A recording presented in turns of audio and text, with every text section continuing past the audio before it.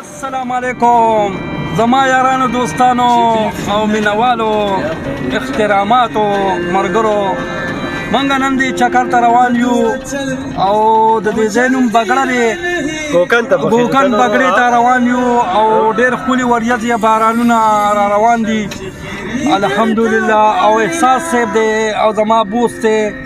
او منګه نور مرګري یاران دوستان دي ناصر صاحب دی او امیر صاحب دی ډاکټر او کاشف کوکو صاحب دی د پېښور 400 نه راغلی دی په من ډېر ګران مرګری دی او بس منګه دی چکر ته روان یو نو ورو وی چې د نن ولاګ سټارټینګ چې دی هغه به زه کوم نو د الله په فضل او کرم سره د نن ولاګ سټارټینګ چې دی هغه ورو وکړو او نن به انشاءالله بیا مونږ بالکل لاک ډاون دی نو بونیر کې دنه مونږ ګرځو نن د اجي صاحب د طرفه سید جان بونیری صاحب د طرفه پروګرام دی انشاءالله او د خوراک زوبال تبره به تاسو ته غم خوي چې څومره ښکلي ځایونه دي څومره پکې اوبه دي موسم هم ډېر ښایسته دی او دغه موسم به هم تاسو وینئ دی نه به مونږ هم مزې اخلو او تاسو به ترې مزې اخلئ نو تر هغې پورې زموږ سره اوسئ او ویډیو چې د سکیپ کوئ هم ویډیو فل ګورئ ورو داسې ده بالکل جی بالکل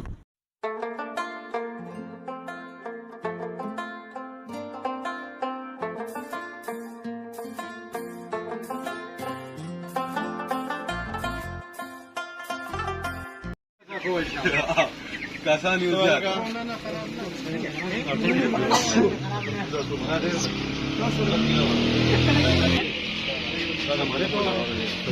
ناصر ته سره اخلي سره اوخه څومره دی راواغسته 2 کیلو او پخې به سو کولدار چې ته پخې ان شاء الله صحیح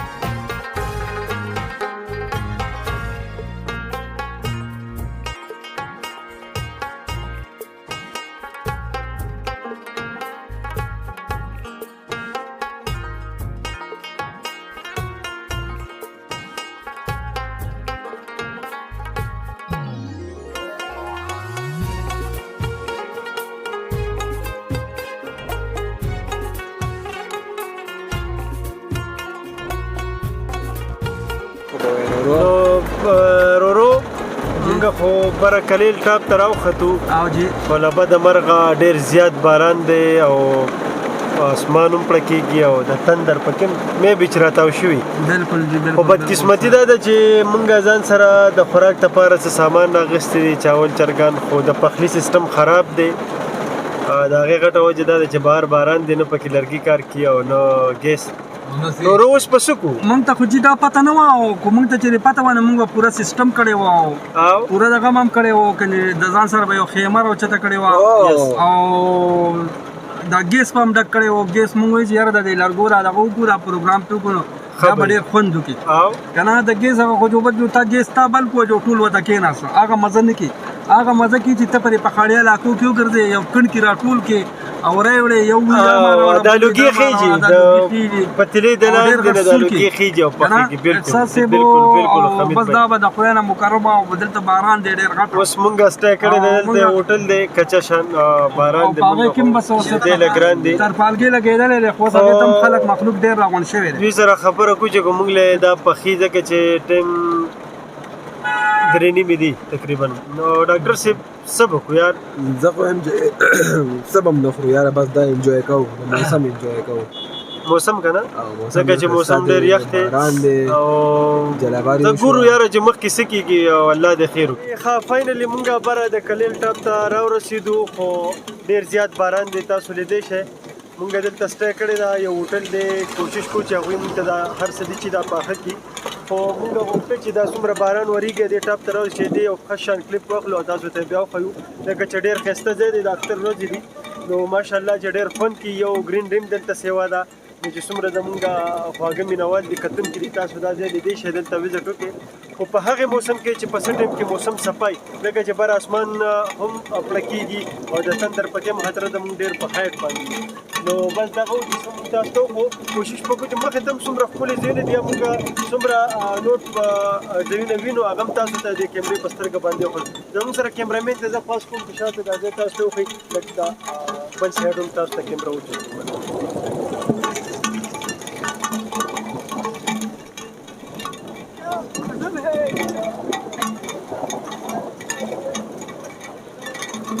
او عجیب سے بم راغی او موسم ماشاءالله ډېر ښایسته دی داسې موسم دی چې دغه په کیمره کې نشي راتلی دغه تاثیرات دغه فیلم چې کوم دي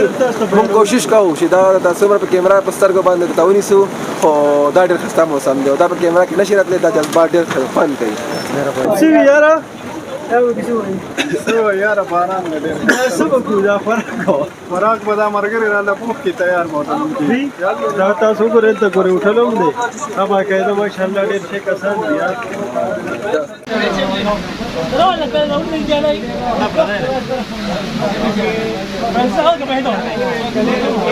امیر صاحب ورو پکې وکړه